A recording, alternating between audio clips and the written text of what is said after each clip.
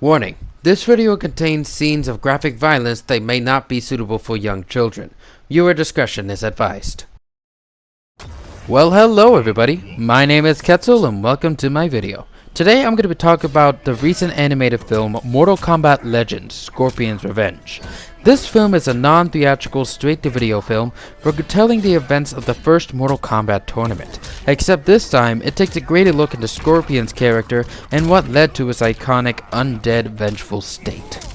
Now, to start off, MKL, as I'm going to call it for the rest of the video, is a very fun movie. It's very entertaining to watch. The visuals and the voice acting is very well done, and the gore sells it just as well as it always does. Like, if you got this movie expecting a lot of gore or expecting Scorpion to be really badass, you're gonna get your money's worth, because honestly it gives you everything you could ask for if you are a Scorpion fan. However, there are a lot of things that prevent this film from being the best it could be, and while watching it, there were several moments where I just felt like I could get a pencil and paper and write down various things that could have been written or done better. This film also chose to do a lot of retcons that re-envision certain things that happened in the lore.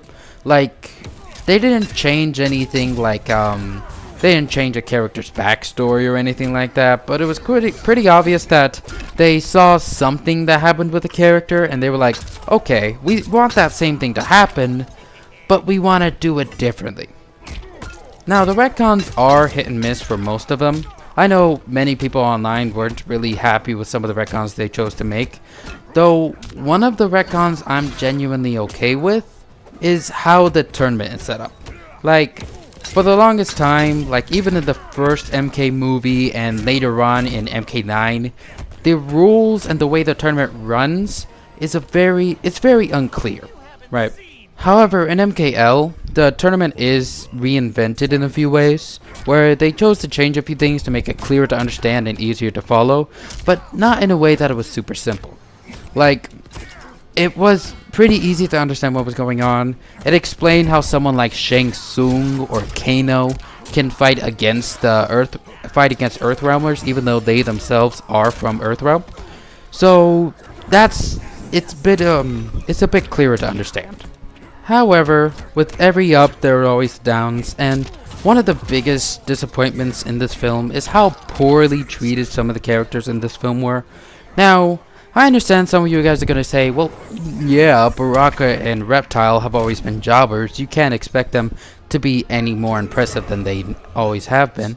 To which I agree, but I'm not gonna be talking about them. Now, what I mean is how characters like SubZero and Johnny Cage are so poorly represented in this film. Now, let's start with Johnny Cage, where I did not like his character at all in this movie, which is kind of a shame because anyone who follows the past NRS stories know that Johnny Cage was actually pretty well written. You know, he was interesting, he was very fleshed out, and he was a relatable character. You know, you followed him and you saw him grow, and it was very entertaining to watch, right? However, in this one, he is nothing more than a joke to the show. I mean, he's nothing more than the comic relief. He doesn't serve any genuine or interesting purpose for the narrative apart from being someone to laugh at for a few minutes. And it really is an injustice what they did to him. I really hope that they try to, I don't know, it's just his character wasn't that good. And with that said, let's move on to the worst thing about this show. The worst thing about this movie is SubZero. And I cannot express how upset I was, or how upset I am to say that. SubZero, by all means, should be the second most important character in this film. Because, again, this film is completely driven off of Scorpion's rivalry with SubZero. That is the entire point. The entire point of this movie is for Scorpion to get revenge against SubZero. So why is it that he's only in this movie for 2 clips? I mean, technically speaking, one of them was actually Quan Chi, so he was only in this movie once. Like, it's really stupid. I'm sorry, but someone as important as SubZero to Scorpion's story is only present for 1 clip that lasted like 30 seconds, probably less. What the hell? How do you expect to make a Scorpion story without having his rival have a important role in the movie? It was just really stupid and one of the worst things that they could have done in the film. Now I do hope that if they do follow this movie up with a sequel of some sorts, which given the name of the film implies that this is going to be something of a series, I do hope that they do give SubZero some justice in the follow-up. However, I'm just not too sure.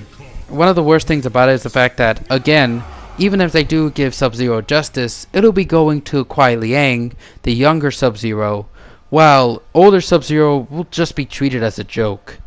And it just sucks.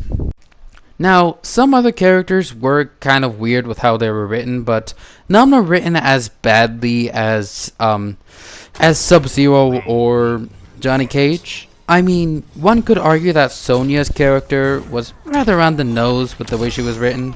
Now, to be fair, Sonya's character has been in a bit of a weird spot where writers don't really know what to do with her. Now, again, I don't think that not that I don't think, but I do hope that they do find a way to write her character in a more interesting and compelling way. But as of right now, I really don't know what to expect. With that said, all there's left to talk about really is the ending, which, again, like before, it's hit and miss. On one hand, it does leave a lot to talk about, where you do wonder where the franchise is going to go from there, or better yet, where this film story is going to go. But on the other hand, it does seem a bit disappointing, because old MK fans already know the franchise for what it is, so trying to reinvent something that has been established so many times isn't that great of a choice, you know? It's gonna be jarring for many people. With that said, I do think that this movie is not bad. I don't think it's great, right? If I were to rank this movie, I think it's a solid, I guess, 6 out of 10. Yeah, I think 6 out of 10, 6 to 7, right? The movie in and of itself is fun to watch. If you're new to the franchise and you don't really know it for what it is, then it isn't going to be bothering to you. But, you know, if you're an old-time fan, I know that some of the choices they make are going to be quite jarring. But, I don't know, I really hope that they try to make the most out of this, and they don't just change these things for the sake of changing them.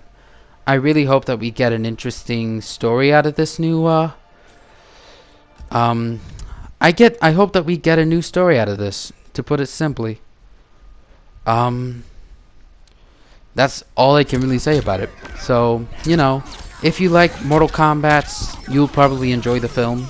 But at the same time, a lot of the choices they made in terms of writing is going to... It might leave a bad taste in your mouth. So, yeah. It's fun, but when you watch it, you notice many things like it could be better at. That will be all for today. This is Ketzel, signing off.